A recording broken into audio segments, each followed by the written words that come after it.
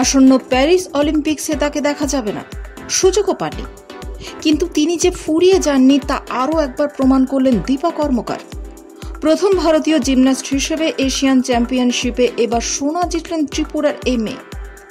তাশখান্দে আয়োজিত চ্যাম্পিয়নশিপে দীপা ওয়ার্ল্ড ফাইনালে মোট 13.566 স্কোর করেন। তিনি হারিয়ে দেন দক্ষিণ কোরিয়ার দুই প্রতিদ্বন্দ্বীকে। 13.466 স্কোর করে রূপো জেতেন কিং সন হুয়াং ও ব্রোঞ্জ জেতেন জো কিয়ং রিয়ল। তার স্কোর 12.966। গত শুক্রবার ভারতীয় জিমন্যাস্ট মোট 46.166 স্কোর করেছিলেন। তালিকায় 16 নম্বর স্থানে শেষ করেছিলেন তিনি, যার ফলে প্যারিস অলিম্পিক্সের যোগ্যতা অর্জন করতে ব্যর্থ হয়েছিলেন ভারতীয় জিমন্যাস্টরা।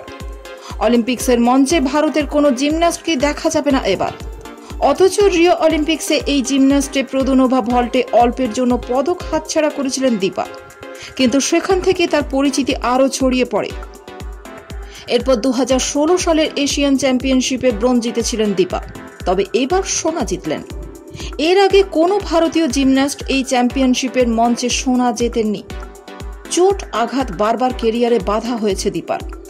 30 বছরে এই তরুণী ডোপ টেস্টে ব্যর্থ হয়েও প্রায় 21 মাসের জন্য নির্বাসিত হয়েছিলেন। আন্তর্জাতিক টেস্টিং এজেন্সি জানিয়েছিল দীপা কর্মকারের শরীরে হাইজিনামিন নামে এক নিষিদ্ধ পদার্থ পাওয়া গিয়েছে। এই উপাদানটি ফুসফুসে অক্সিজেনের মাত্রা বৃদ্ধি করতে সাহায্য করে।